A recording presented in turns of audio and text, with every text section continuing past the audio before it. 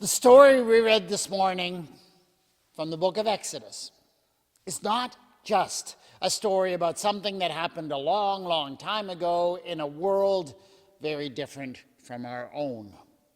It is a story that the people of Israel told over and over again throughout their history. That's why there are so many variations on the theme of the people complaining in the wilderness in the Bible. They kept telling the story. There are even two versions of the story of the water that flowed from the rock. They didn't just tell these stories in the aftermath of their experience with Egyptian slavery. They continued to tell these stories and retell them in different ways as they recognized the continual challenge it was to live as free people. They told these stories to remind themselves of that the temptation to sell themselves back to those who would exploit them would always be there. And don't forget that such exploiters do not only come in the form of Egyptian pharaohs. These stories also warn against the danger of submitting yourself to autocratic rule by your elected or hereditary leaders.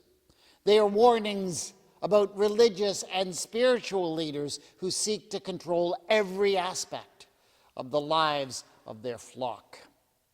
And if those who first told these stories were still telling them today, I am sure they would tell them as warnings against handing the control of your life over to billionaire tech lords and their companies or to AI chatbots. They would tell these stories as warning against seeking to create a safe society through constant surveillance and the loss of privacy. So these are not just ancient stories about situations that have nothing to do with us if we've never been lost in a desert. No. These remain important and relevant stories, perhaps even more today than ever before, given the temptations we face to abandon our freedom for the sake of security, convenience, and today. So let's take a look at the story of the Wadi Rephidim and see what it speaks to us about the temptations of modern living as people of faith. Moses had learned that it is one thing to obtain a freedom for a people, but it's quite another to help them to live out that freedom. When you are oppressed or enslaved, you recognize your enslavers, and you see how you are exploited for your labor. You see them sucking the life out of you. What you don't always recognize, though, is maybe what you take for granted in your bondage. Because say what you will about oppression, it does offer people a certain structure to their lives. You know what you're supposed to do and when you're supposed to do it. And people take comfort in structure. And yeah, enslavers and exploiters can be very cruel in their methods of extracting every last bit of work from their slaves. But in the pursuit of that, they do recognize that you have to give your slaves a certain level of nutrition in order for them to perform. And they will provide that nutrition. And so while Moses had persuaded the people to follow him into freedom, he soon found himself dealing with a people who had complained nonstop ever since. They complained that he could not provide for them the stability and predictability they had known in Egypt. And frankly, he was getting tired of it. No matter where he led them, no matter what he found for them, it was never enough. Whatever God offered them in their freedom, it seemed as if their taskmasters had been able to give them better before. And so one day, God inspired Moses with a brilliant idea. They were traveling in those days in the desert of Midian. And remember, of course, that Moses spent many years living in that region. After he had murdered a man and fled from Egypt, Moses had come as a refugee to the land of Midian.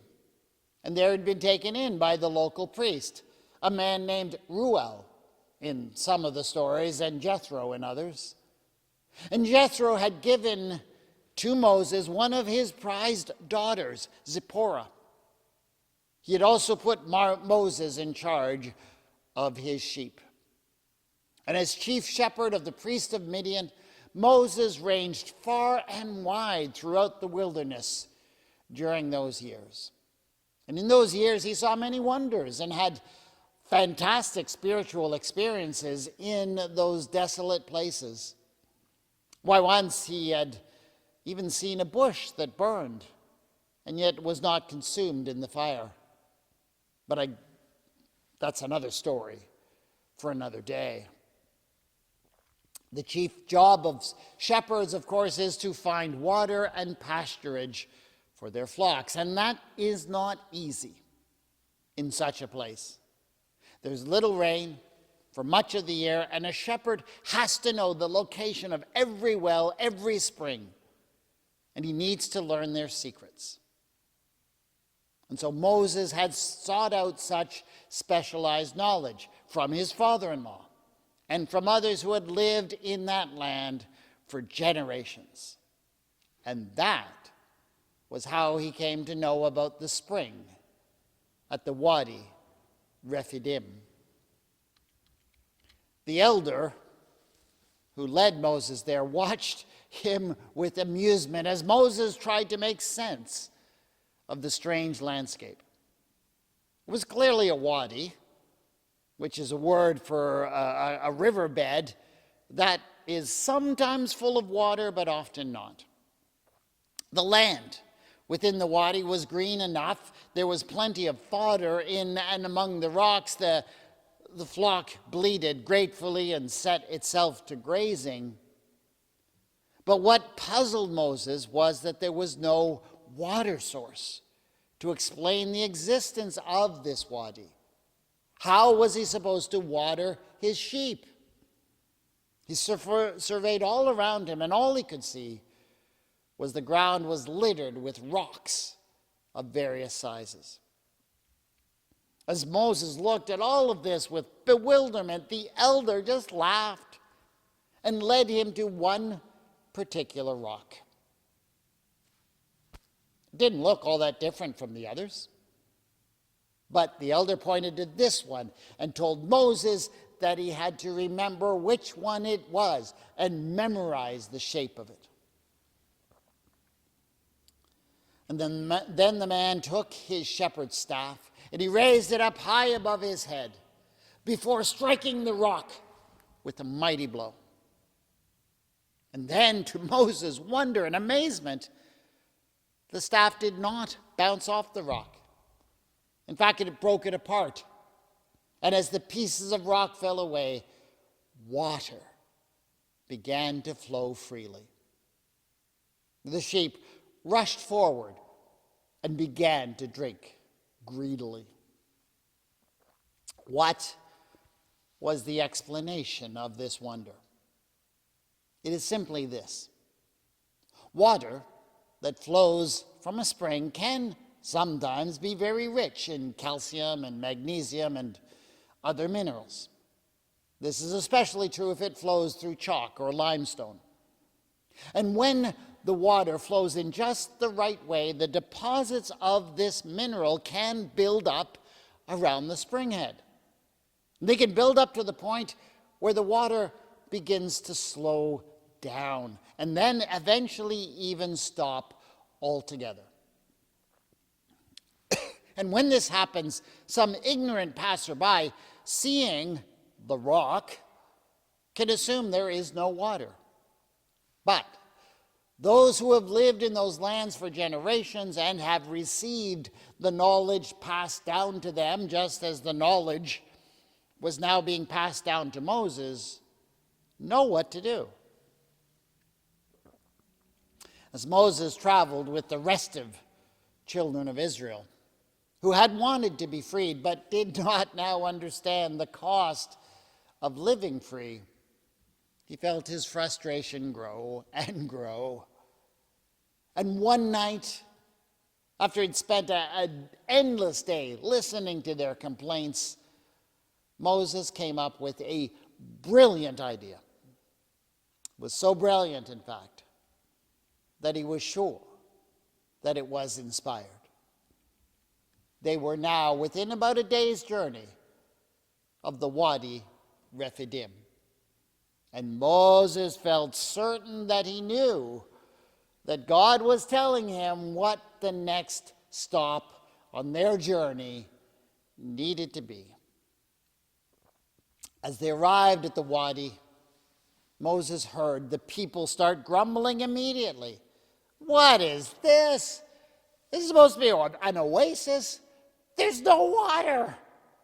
Remember how we never ran out of water in Egypt. They had a whole river of the stuff. They always came back to the idea that things were so much better in Egypt. Now, remembering his own first reaction years ago, Moses had expected this from them. But rather than the frustration that usually overtook him when they started complaining, this time, Moses felt different. Indeed, he struggled to contain his glee and tried to present a very stern face.